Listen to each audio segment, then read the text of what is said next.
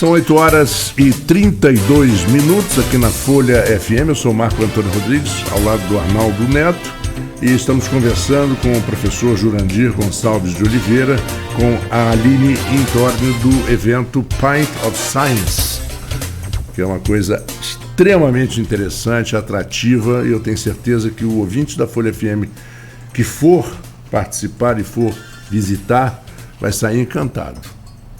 Vamos lá, voltar, Arnaldo. Eu queria chamar os dois para uma discussão interessante, acredito, em relação a essa proximidade da academia com a comunidade. Esse é um evento, mas não é o único, né? A gente diversas vezes noticia aqui, por exemplo, no IFE, as feiras que são realizadas no IFE, a UENF, que tem vários projetos. Eu falei, por exemplo, de agronomia, que tem essa interligação com a comunidade. Mas, ainda assim, há uma impressão de que existem muros que separam o conhecimento científico, a produção acadêmica da nossa cidade, que, como eu falei anteriormente, tem um grande polo universitário, do dia a dia, da comunidade. Um evento como esse, ele aproxima, mas vocês acham que, e aí queria ouvir a opinião dos dois, é o suficiente? Precisa de uma interação maior? E o que falta para essa interação ser maior entre a academia e a comunidade? Vou começar com a Aline e depois queria ouvir também o Jurandir. Arnaldo, eu sou da posição que a gente tem que estar cada vez mais próximo da comunidade.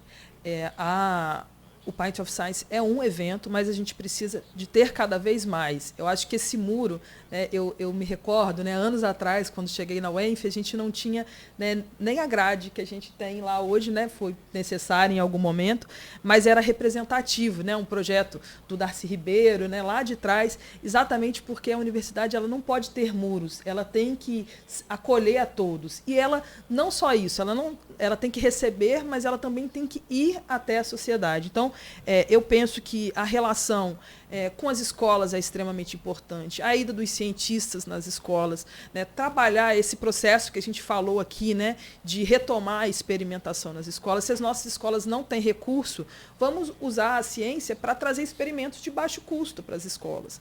Né? Se a gente está vivendo um momento tão difícil de fake news, vamos mostrar para as pessoas que tem uma outra forma de buscar essas informações. Quanto mais a gente conversar, quanto mais próximo a gente estiver, quanto mais nesses espaços de mídia que vocês estão abrindo a porta para a gente hoje, a gente estiver lá conversando com a sociedade, melhor.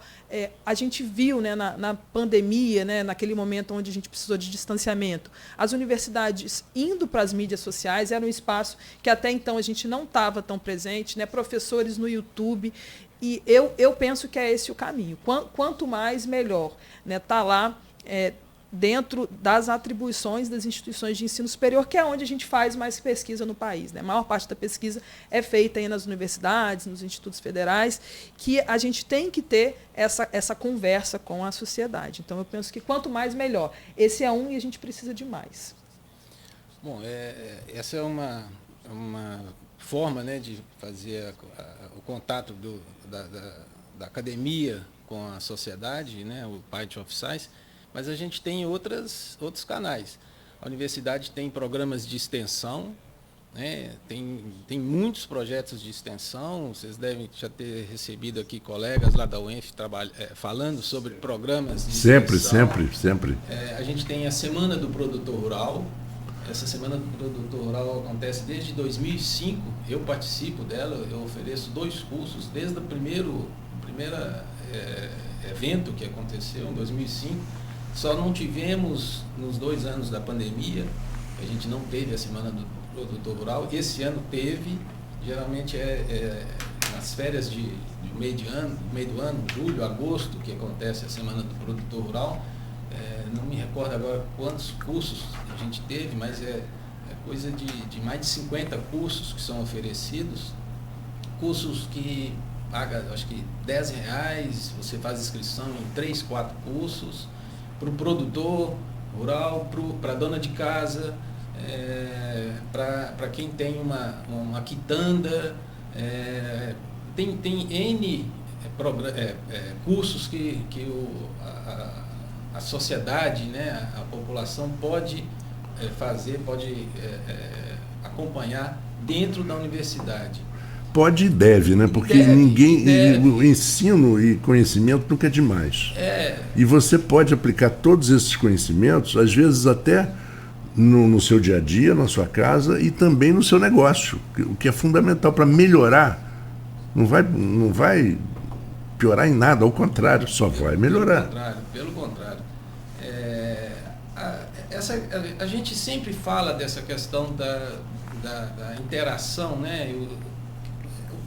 Na verdade, como que isso deve acontecer? É o cientista, é o pesquisador que deve ir mostrar o seu trabalho para a sociedade de maneira palpável, né? Não um artigo científico, um trabalho que está numa revista que muitas vezes não tem, a comunidade não tem acesso. Ou se é a sociedade que deve ir para a universidade buscar essa informação e interagir com a academia. Sinceridade, eu não sei onde que está a falha. Se é de dentro para fora da universidade ou de fora para dentro. Mas eu vejo na UENF, e onde eu já passei, que a universidade ela está aberta para a sociedade. Sempre esteve e está aberta. Mas parece que existe um certo distanciamento que a gente precisa vencer. Você comentou falou lá na sua experiência nos Estados Unidos, das crianças irem em museus para visitar e ver a ciência e ver cultura, né? Museu é um local de tudo, né? Cultura, né? Para você. Tudo. É um local de aprendizado. O aprendizado, né, das pessoas. E eu acho que isso falta realmente no Brasil. É cultural. Quem viaja e vai lá fora, entra num museu renomado, você vai ver escolas com crianças lá dentro, com as crianças de 3 anos, 5 anos, tendo aula de arte com um quadro de Picasso, de Van Gogh. Por que a gente não tem essa cultura no Brasil? Não é em grandes cidades, não é só cidades menores que não tem. Em capitais também não tem, não é comum isso. Então eu acho que precisa a sociedade mudar a visão do que é cultura, do que é ciência e valorizar. Essa é a coisa, e valorizar. Eu acho que quando a sociedade passar a valorizar isso, eu acho que ela vai buscar mais informação dentro da universidade e a universidade vai fornecer essas informações. Eu tenho certeza que a universidade nunca primou a sociedade de conhecimento, não. Foi bom, né, esses projetos que o Jurandir apresentou, porque só para lembrar, a gente tem um hospital universitário na UENF que está lá aberto para atender a comunidade, né? Então a comunidade pode ir até lá. A gente tem a feira itinerante da UENF hoje que faz esse movimento contrário, sai da UENF muitas vezes para ir até as escolas, né? A gente tem atividades esportivas que acontecem dentro da UENF, né? Que inclusive são o Paraesporte, que é um projeto lindo. Né? O Paraesporte. Então, a gente precisa conhecer mais. E como o Jurandir bem colocou, falando da UENF, que a gente conhece mais, ela está aberta. A UENF ela fica aberta o tempo todo para a comunidade. Né? A qualquer momento as pessoas podem ir até lá e pedir informação, né? E conhecer um pouco mais. A gente fica aqui o convite. No final de semana, né? Tem sido super bonito. Eu vi esse movimento acontecer bastante na pandemia, porque moro ali próximo, né? Como a UENF ela é ampla, as pessoas iam para lá para poder fazer piquenique, né? Para poder estar distanciado umas das outras, e isso permanece hoje. No final de semana, frequentemente a gente vê pessoas lá. Então fica o convite para a comunidade, para as pessoas irem até as instituições, né, de ensino, conhecer e vivenciar esse espaço, porque ele é público, né? Se não fosse incrível, Arnaldo e Jurandir, se não fosse pessoas que a gente trouxe aqui durante esses 3 anos da Folha FM, no Folha Rural, pessoas da UENF, agrônomos, da Escola Agrícola Antônio Sarlo, que vieram aqui, pouquíssimas pessoas estariam sabendo, por exemplo, da Aura Pronobis, dessa planta impressionante, né? Que é essa Aura Pronobis, uma quantidade de proteína e muitas outras coisas, muito mais do que se sabia que uma planta seria capaz de fornecer, né, para o consumidor. Ninguém ficaria sabendo, Então, como você falou, eu acho que o meio do caminho é o ideal. Né? A gente tem que buscar também, e vocês virem até o meio do caminho, fica mais fácil para todo mundo, Arnaldo. A gente já está chegando ao final do nosso bate-papo e assim, a gente conversou durante cerca de 1 hora e a gente falou sobre essa importância da participação da comunidade.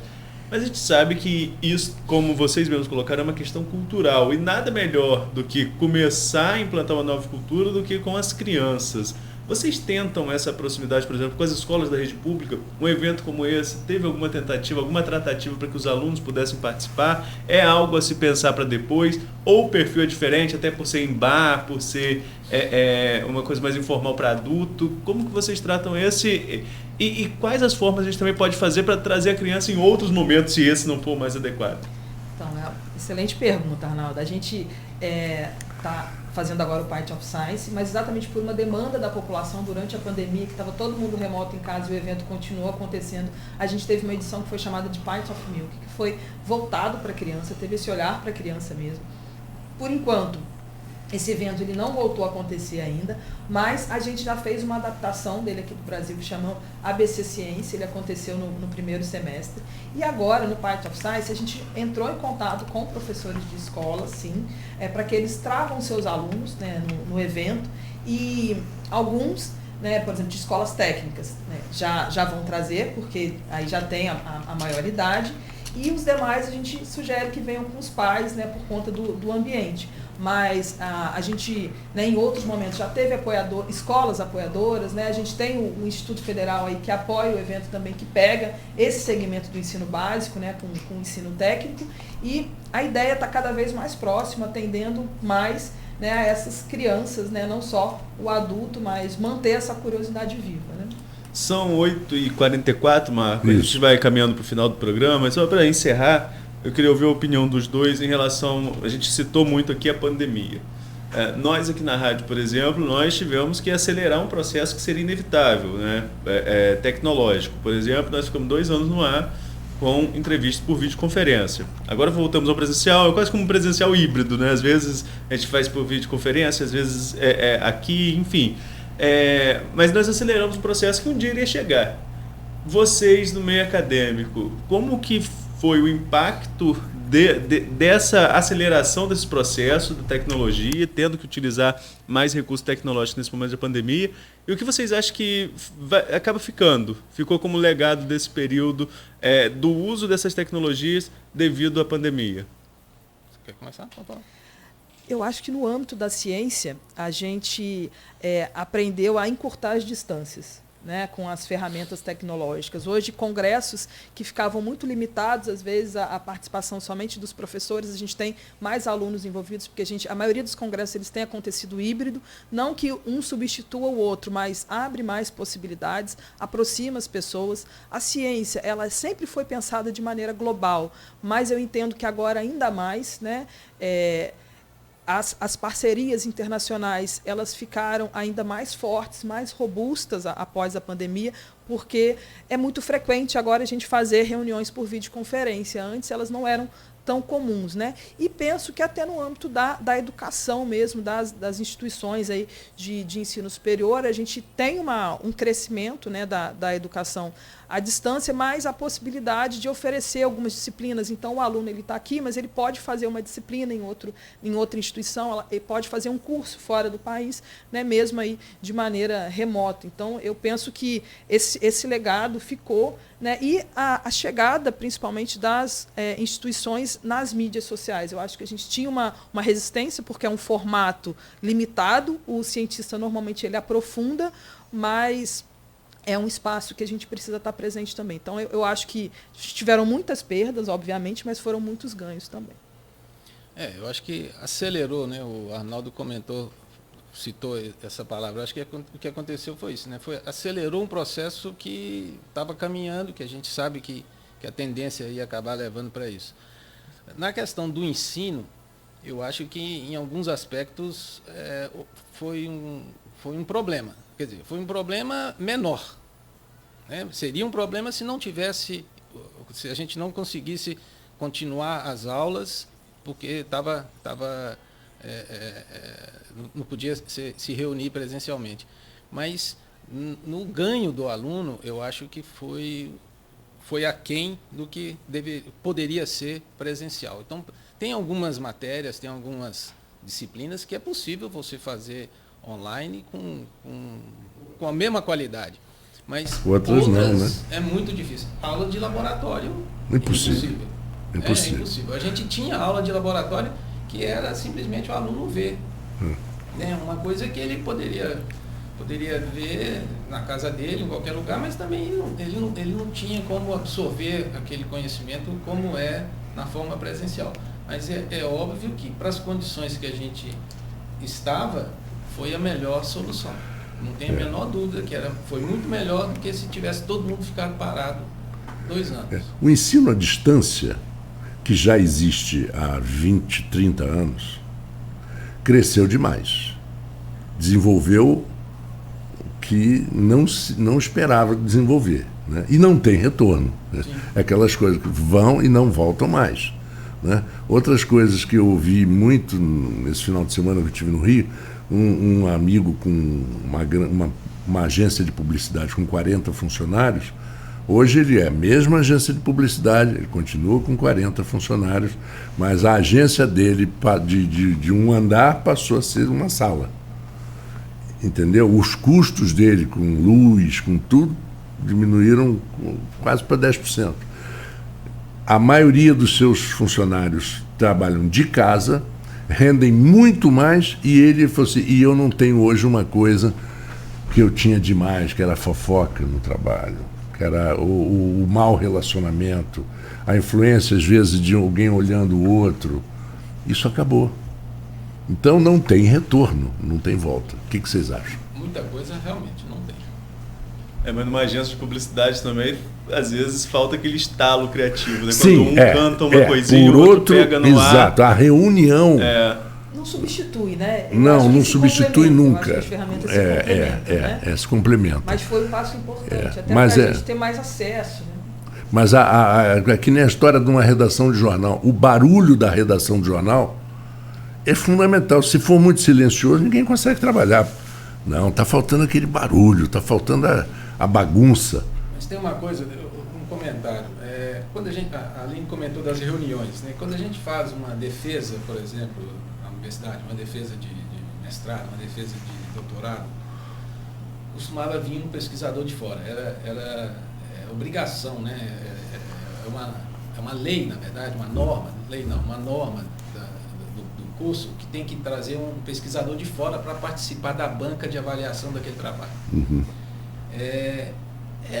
Isso é importante, o pesquisador que vinha de fora conhecer a UENF. A UENF é uma universidade nova, relativamente nova, e tem uma produção significativa, mas ela está no interior do estado do Rio de Janeiro, ela é pouco conhecida. Então, muitas vezes você ligava para o cara, onde que é na UENF? A UENF é aonde? Campus? Não sabe que a universidade produz, mas não sabe nem onde que ficava. Quando o pesquisador chegava aqui, eu cansei de ver isso, o cara ficava impressionado. Eu falei, gente, eu não imaginava que tinha uma universidade aqui no interior do Rio de Janeiro com esse potencial todo, com esses laboratórios. Era unânime, todos se impressionavam com isso. Hoje isso não vai ter mais. Porque o cara vai participar online. Tem as perdas. Aqueles que conheceram sabem como que é a universidade. Aqueles que não conheceram dificilmente vão vir aqui para conhecer. Mas isso era uma coisa muito do Brasil, né? A USP, né? Você não precisa falar da USP, o Brasil conhece, a Unicamp, o Brasil conhece, né? O FRJ, o Brasil conhece, mas a UENF é pouco conhecida. Agora, você ainda ouve dizer que Campos é uma cidade que, beirando os 600 mil habitantes, ainda tem gente que diz que Campos é uma cidade pequena. Mas peraí. No mundo inteiro, uma cidade de 600 mil habitantes é uma metrópole. Em qualquer lugar do mundo é uma metrópole. Talvez então, na China que não, né? Não, na China não, né? Mas a China não é qualquer lugar do mundo. É um bairro. Seria um bairro. Mas você vê, se você somar o número de habitantes da capital do estado de Nova York com a capital da Califórnia, dá pouco mais da metade da população. Sacramento com Albany Almarim tem 80 mil habitantes, Sacramento deve ter 250, 300 mil habitantes. Los Angeles é um bom... Mas Los Angeles, de compensação... Pois é. São os Los Angeles, San Diego, Anaheim e outras. Bom, 8h52, a gente conversou com o professor Jurandir Gonçalves de Oliveira, agrônomo, professor da UENF, que vai estar no evento Pint of Science, hoje e amanhã, junto com a Aline Intorne. Aline, muito obrigado por ter vindo, muito obrigado por nos dar a oportunidade de conhecer um pouquinho sobre ciência e sobre o que vocês estão mostrando, da forma que vocês estão mostrando a ciência. A gente que agradece o convite, o espaço, né? E convida a todos, reforça aí que hoje e amanhã, às 19 horas, estaremos lá no Nômade e no Porcs com, né, um grupo seleto aí de pesquisadores para conversar com a comunidade. Vai ser um prazer encontrá-los lá. Arnaldo, uma coisa para finalizar? Não, eu só estava na correria aqui, atendi a prefeita de São João da Barra, Carla Capucci, foi a hora que eu saí para atender ao telefone, porque tem novidade, já está aí no portal Folha 1 em relação a projetos... Eu vi que você colocou, projetos que criam novas secretarias lá em São João da Barra, e havia uma mobilização do setor de cultura para que uma secretaria independente de educação e outra de cultura fosse criada, mas esse projeto vai ser freado, pelo menos por enquanto. A prefeita vai retirar a urgência para ampliar a discussão. Essa foi a nossa última informação. Agradecer também ao professor Jurandir, a Aline aqui com a gente. E amanhã a gente vai estar recebendo aqui, falando de academia, também um cientista social, Hugo Borsani, cientista político, né, para a gente estar falando desses últimos movimentos aí, pós-urnas da corrida presidencial. No mais, bom dia a todos, até amanhã. E esperamos que, em último caso, aqueles postes lá de São João Brás, que eles decidam sair por eles mesmos.